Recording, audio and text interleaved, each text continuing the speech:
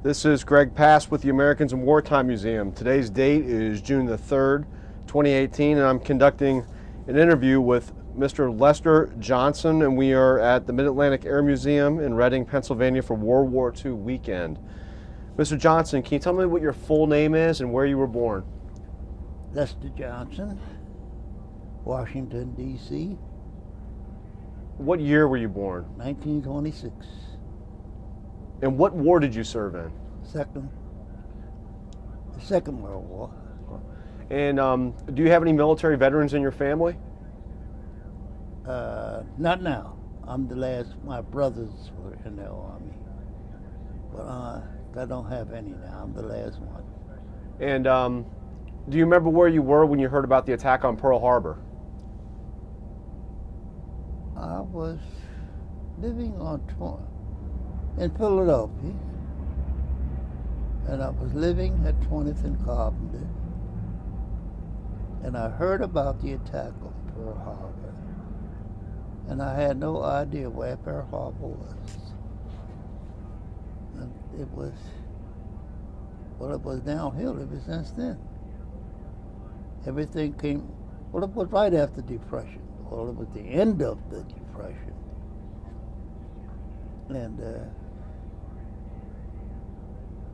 it was, for the men we had two, I remember we had three choices. If we were between the ages of 17 and a half and 23, we had three choices. We could work for the defense, or we could be unhealthy, or we could go in the army. Well, no, they didn't say army. They said service to the country. We need you. In other words, you're drafted, you have no choice. Come in the army or go to jail. And that's just how it was. I don't care how strange it sounded, was that you either had a good defense job, you were aged and healthy, you went in the army, you went in the service, and if you refused to go in the service, you went to jail. And from jail, you went to service. That was it. So did you enter into military service then after Pearl Harbor, after 1941? Yes. Do you remember how long it was after Pearl Harbor that you were drafted? I got my call in 43. It was 44 before I was sent, and it was called. It was in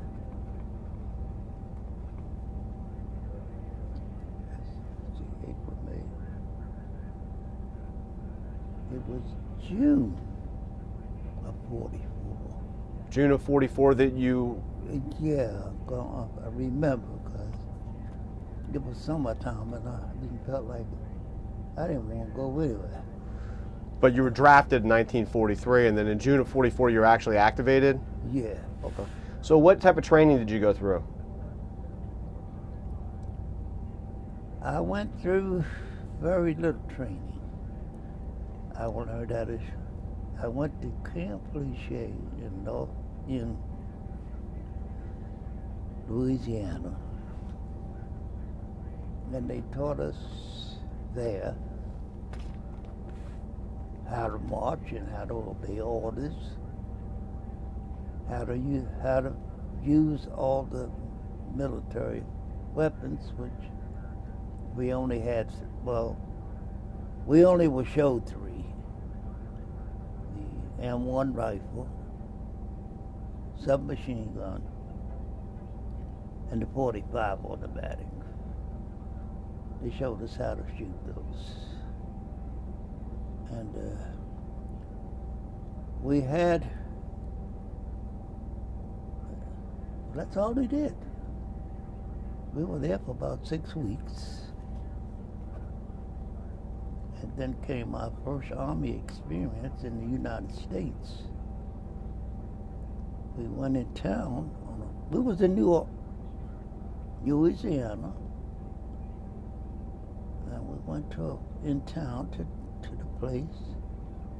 There were certain places in town colored Jews couldn't go at that time, and we didn't go there. We had trouble. But the one place we could go wasn't fit for any human being as far as I was concerned. Because I only stayed on Rampart Street for about less than an hour. Then I went back to the depot and waited 4 hours for the bus to take me back to camp. Because the place they called Rampart Street,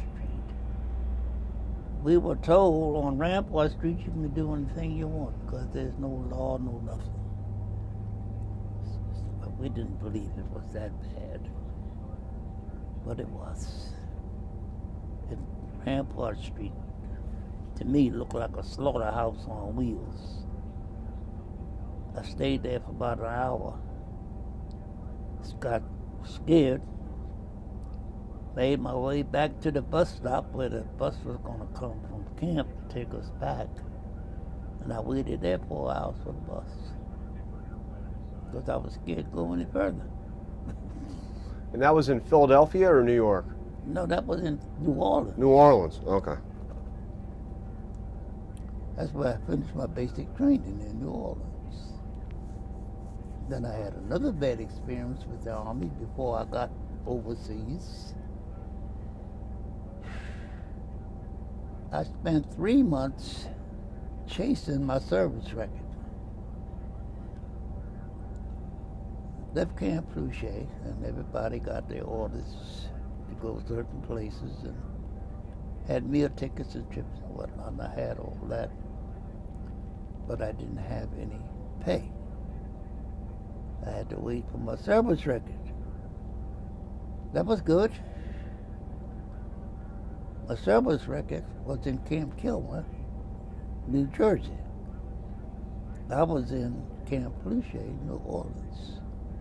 I came to New Jersey to get my service record, but they had already sent it to Camp Kilmer. To New Orleans. So when I got for some reason, I don't know how they worked this. I was sent back to Fort Jackson, South Carolina, or North Carolina, wherever it was at that time.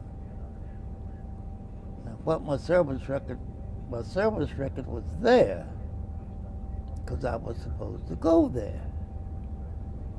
So I went there, but my service record had ended up in California, Campbell, California. The officer in charge told me to go home and wait 15 days. Now, all this time I was going back and forth from New Jersey to California, then from California back to New Jersey. And so he told me to go home and wait. Wait 15 days and they'll get my service record. And when they got my service record, I was sent to Campbell, California. And I'm in New Jersey. I'm home. He calls me in. I report in to the provost marshal at camp. What was it at that time? I forget the name of it. But anyway, I went there. And he sent me to California. And they were holding my service record and everything. So they gave me my service record. And they paid me the money they owed me. And it was about $400 at that time. That was a lot of money. And he asked me if I wanted to send it home. So I said no.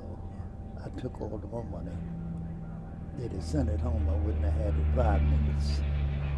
It would have been gone. Anyway, I got straightened out. And then my first wartime hit me. I went to New York. We got on a ship, converted for troops. It was a smelly, stinky ship. Almost too smelly and stinking to even eat. And I was on that ship for 31 days. 31 days I saw nothing but sky and water. And this stinking ship. And I asked why.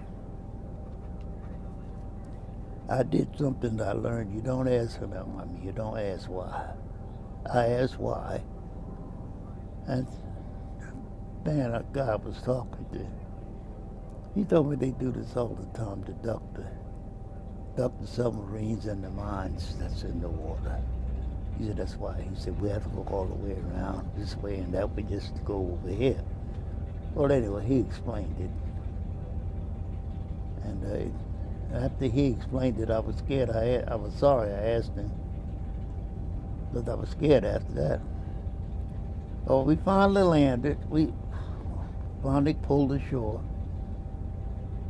They said it was in France, Le Havre, France. Now, we're not sure of that because it was midnight, dark as I don't know what. And they just told us to get off the ship, and we got off the ship onto a troop train. Do you remember what month this was in was this 1944? Hmm? Was this 1944 or would this be 1945? You know, this was all 1944. My training, our training was only 6 weeks. So do you remember, so it would have been, was it the summer of 44 or was it the fall or the winter? I'm trying to get an idea of when in 44. It was summer. It was June. And what unit were you with? What division? Which training? No, when you went to France, what unit were you assigned to? What division? Oh, we didn't get assigned. I didn't get assigned to a unit till sometime in 44. I was assigned to a unit in Italy that was called the 347th Tank Battalion. And so, as far as I know, it was part of the 92nd Division. You see, during that time, you didn't ask questions. You just do as you're told, as soon as you're told, and keep your mouth shut. Just go. No, don't ask questions. Just go. So say go, you go. Say stand still, you stand still. So just so I'm clear, you went to France before you went to Italy, is that right? We landed I was never in France. We landed in France on the shore somewhere. And from there I went to Italy. Gotcha. I went to a place called, what was the name of that place? Oh, it wasn't Pisa, it was Marina di Pisa. Somewhere up north of Pisa. And I was the son, and we kept the unit up there. Then the 92nd came through, or they were already there, or they came through. You said, well, I can't say nothing definite because they never told you anything. They never told us anything. We were just told to follow orders and follow the leader. We could have gotten killed and never knew where we were. But anyway, that's how it was. I know from Marina di Pisa, we went to a place called Tombolo. That was also in Italy. It was a wooded area turned into a troop camp. And the troop camp was in the front, and behind the troop camp was a big, nothing but woods. And the German fighting of soldiers was only about 8 miles from us. Now, that didn't make me feel good knowing I'm stationed here and there's MEO right across the street. And the big woods, and they claimed there was an enemy behind every tree. That's what the talk. But I believed it and I act like it. And that was a terrible time for me because I found out I wasn't going to, I either had to leave there or I wasn't going to live too long because I was scared there was a soldier behind every tree going to kill me. And if that wasn't it, we had rats over there the big as cats. And if you had anything that they could smell, you woke up with them laying beside you or nibbling on your hands or something. So the first one that I saw doing that, I couldn't even sleep after that. I said, I gotta go home. I gotta get out of here. And I told the captain about it, who was in charge. It was a big joke to him. So I had that. So my life overseas wasn't very too good, because I was never in a friendly place and always I was either in the field of battle or just a couple of miles from it. And I did, either way I went, I was in danger either way I went, right to the left or whatever. And you didn't know exactly where the enemy was, didn't exactly know who the enemy was. Was it Germans, the Italians? And they had the British was out there too, doing some fighting over there. We didn't know them from nobody else. That was a dumb thing. They told us the British was there and the British said, well, what the devil do the British look like? We're all dressed up alike. They're allowed to shoot him and he allowed to shoot me. So that, I was not happy about that. And my last experience was in Tombolo, Italy. In the woods. They had a unit. I don't know how big the unit was, but I was in the unit to go in the woods and get the dessert, get the AWOL out of the woods. There were some soldiers took up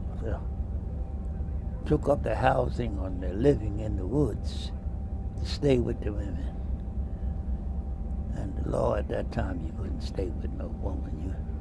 You came on, you brought you over here, we're gonna take you back. Well, they didn't want to go back, and they were putting up a fight. They actually had ammunition, rifles and stuff. And we had to go in and get them. Bring them back to the camp. And I asked us, well, what are we going to do if they start shooting at us? Shoot back. I said to myself, now he's one of us. Now you want me to shoot one of us? I don't think I can do that. I didn't. Joe, this is stuff way out of my line now. He's trying to kill me, and because he don't want to go home, and I gotta get him out so he can go home. If I kill him, he can't go home. That's sip in a box, but that was going on all over. But anyway, I was scared of that. That was a bad experience for me. Did they surrender? No. Those people had to be captured. I mean, some surrendered, but it was after there was no other course. Was there any shooting involved? They were shooting at us. And a lot of us were shooting at them. I wasn't. Because I just couldn't see I don't know, I just couldn't see myself shooting at them. I knew who they were. And I couldn't do it. Although I'd scream at them and get them to surrender. And after they do that, we drag them up, we get them out, chain them up and bring them out like they're animals or something, and put them on the boat to bring them home. And what made me mad, after I got scared, I was scared, then I got mad. So here I am in the woods, fighting these men, taking a chance on my life. But these men, to get them to go home. And here I am crying as hard as I can to go home. I would have flew home if they'd have said so.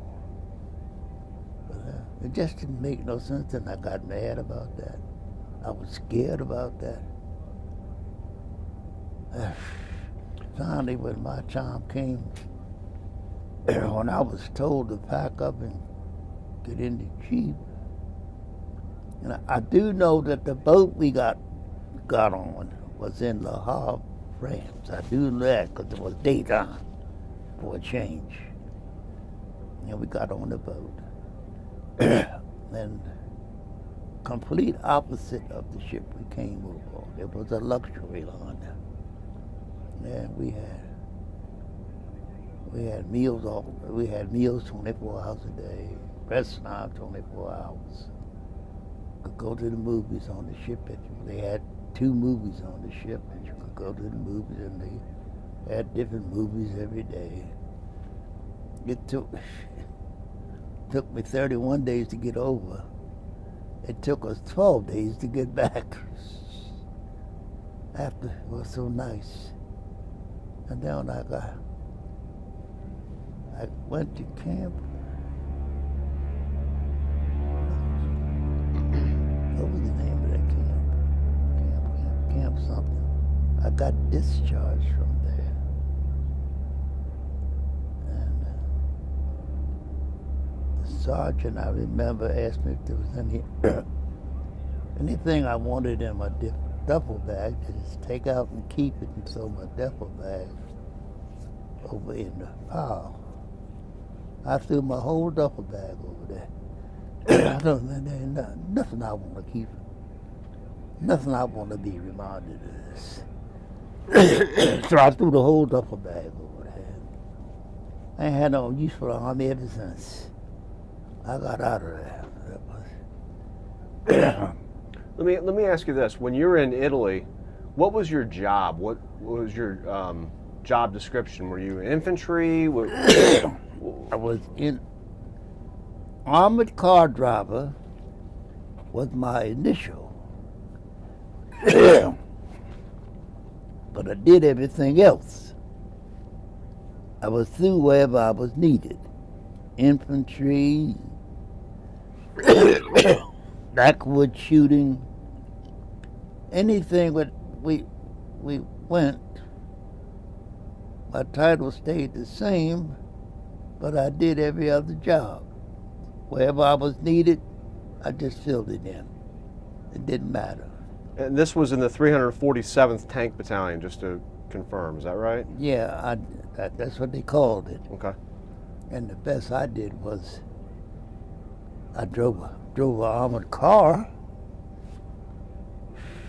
through some woods and stuff and whatnot, but never saw no enemy. Never saw no enemy, nothing. Because they had a way of, we would go up so far and we'd stop. And as we stopped, we stayed long enough, we could hear or see fighting going on over there. And what? We drove the tanks or whatever it was, and we left them. And then we come back. This is how they had it worked out. This is what I'm saying. They told us what to do and when to do and don't ask no questions. So after you get the armor car up there and they pulled it up to the line, they tell you to get out and get on the truck. And the truck brought us back to where we started from. We could see something was going on over there, but we never went over there. But where we were, there was attempts made to stop us through the whole wooded area that we were in, coming through. There were snipers here, there, in the trees and whatnot. I wasn't happy with that either, because, I'm sitting here driving this thing and there's people up there shooting at me, and I don't have no way of shooting back at them. I can't drive this thing and shoot too. So I'm a sitting duck. And that didn't make me happy. I wasn't happy with that. So people ask me how was my time in the Army. I tell them terrible. I had no happy time in there in the Army. I didn't know what happy time was. Because I was scared and fearful and hurting most of the time. And I was going, meeting into a lot of weather that I knew nothing about. In Tumberlo, where we were, it rained for 30 days. I don't mean off and on. I mean 30 days, day and night. Didn't have no pouring rain, but it rained day and night for 30 days. You walk on boards. Or you dredge through the mud. It just was not a happy time. How was your unit composed of? Was it, did you have any white soldiers in your unit? Or no. It was all black soldiers. We all took notice of that after the soldiers did. But all of our commanding officers were white. And that didn't make us happy either. And the sergeant, staff sergeant on up was colored. But it was all black units. Even after the war. Well, after we came back home on the boat and whatnot. Going over, I don't know if there was any whites on the boat. We didn't see any. But then on that boat, there wasn't much to see. Coming back, I knew there wasn't any. Because we could move, we could go all around. And on the battlefield, no, there wasn't any. If there was, we didn't run into them. And I don't see how in the world you could fight a separate war on the field, battlefield, if they were there. We just didn't see them or what. But there was no, didn't make sense to me. How you gonna fight a segregated war on the battlefield? But that's the way it was. I don't know how they worked it or why they worked it. Now, I found out a lot of things in the Army. Just as much as we didn't understand, we knew why white was separated. The white was wondering why we were segregated. Some of them, a lot of them. Because they didn't see any difference. We're all in the same war. What's the matter? We can't do everything together. But that was it. Didn't make any difference because it had always been that way. So we didn't go on the fighting path like they did after that. We just took it. I was glad to get home. I didn't care who was out there. I was glad to get home. Do you remember when you think of your time in Italy? What specific event stands out in your mind? Whether it's like this, a scary moment or a funny moment, or what's most memorable to you?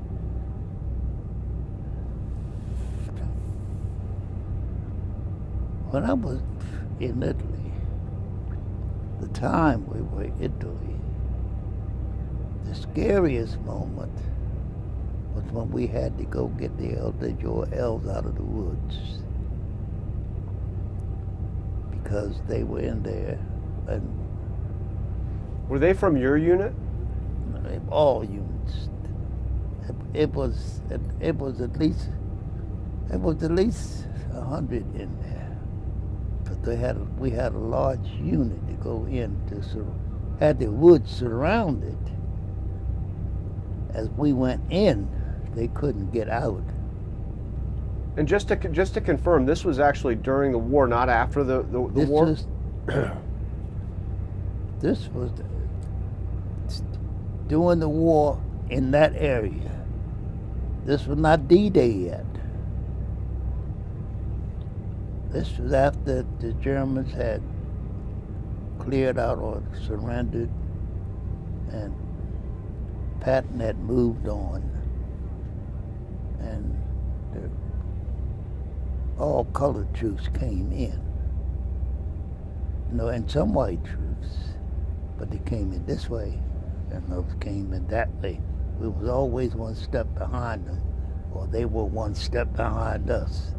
We were never together. And for what reason, I don't know, because we didn't do anything in Italy. The only thing you had to do in Italy was be careful of who you're with, and because Pazan, the man, he smiled at you and laughed at you and everything, and pat you on the back, and first chance he get it, he didn't want nothing to do but cut your throat. But he wanted you for what he could get. The women wanted you for what they could get. You had no friends. And you had to learn that right away. Everybody was after something. So if they say hello and shake your hand and pat you on the back, watch them, you got something they want. And if you don't give them to them, they're going to steal it. And if you catch them stealing it, they're going to try to kill you. So we had no friends. But too many of our troops didn't understand that. How did you communicate with your family back home? I didn't. My family back home at that time was on a good time whiskey binge. That's why I never sent any money home. Because I knew if I sent $100 a month home, if it got there on Tuesday, it's gone by Thursday. In whiskey and good time. So I never sent her. At that time, my mother was getting so much a month from the government. From the army. I forget how much they was giving them. But she was getting that. And the first time I didn't get home for, I guess I was gone for about 5 months before I got home.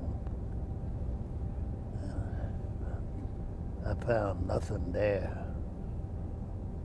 And things were so bad there that I just up and left. Went on somewhere else, and I never bothered about going back home. I never even bothered about thinking about home. So I didn't have, my army life wasn't too good. And I have to stop soon, because ever since I had my stroke, I get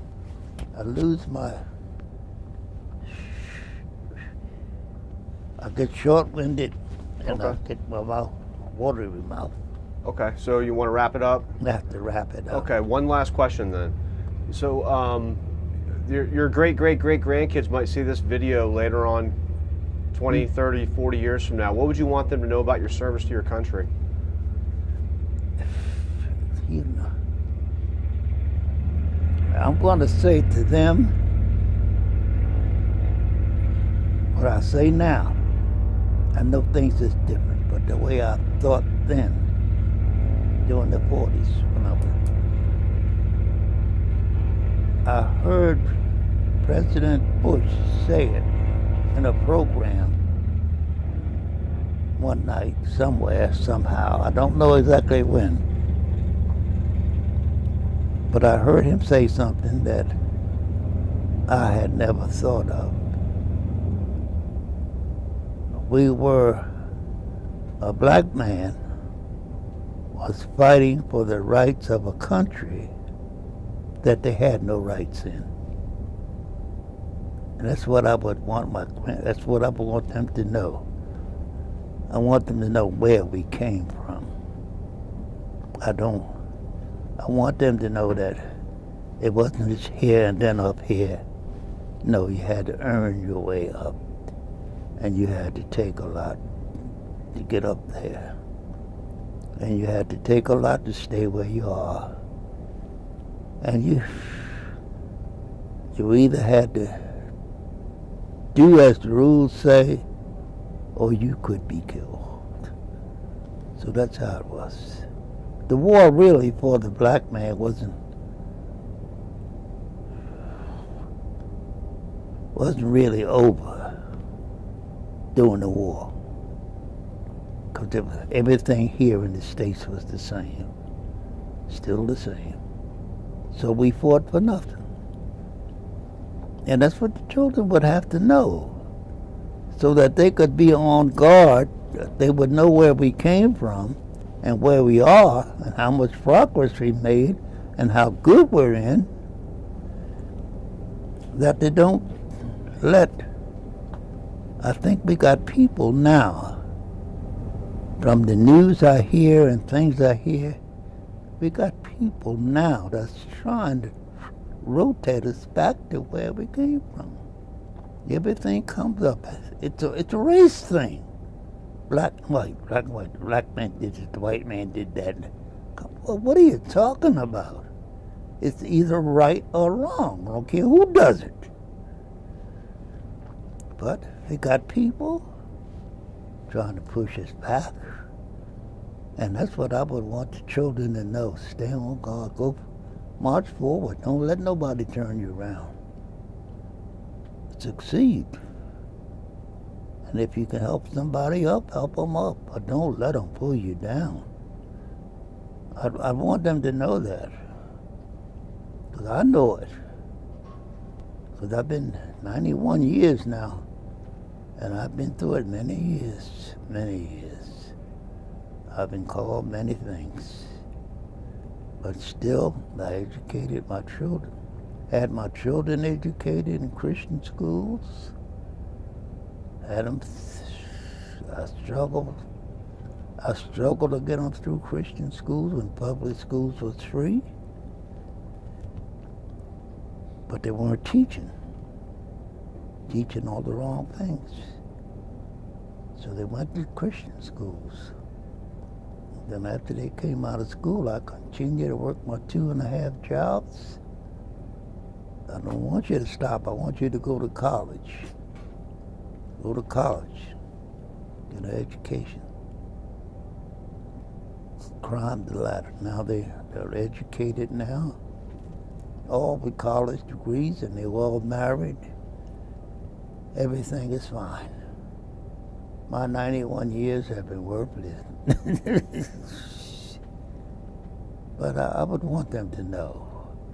Don't hide nothing from them. Let them know that you come from nothing. You came from dirt on up. Know where you come from, so you know where you're going. Don't let nobody turn you around. That's the way this world's going, heavy. Then I brought back this thing. Every time I hear black man, white man, black man doing this, doing that. Oh, come on. We're all people. What's this? Right is right, wrong is wrong. I don't give a darn who it is. That's what you got to learn to live by. So, be careful how you live, and who you live with, who you associate with. Yeah, and I was very happy when they all decided to come down here with me today. 'Cause I thought only my son was gonna bring me. But then the rest of the family, they decided to come down too. And that made me very happy. And my whole day is nice. So now I have to go. Yes, sir. Well, thank you so much for spending time with us, and thank you for your service.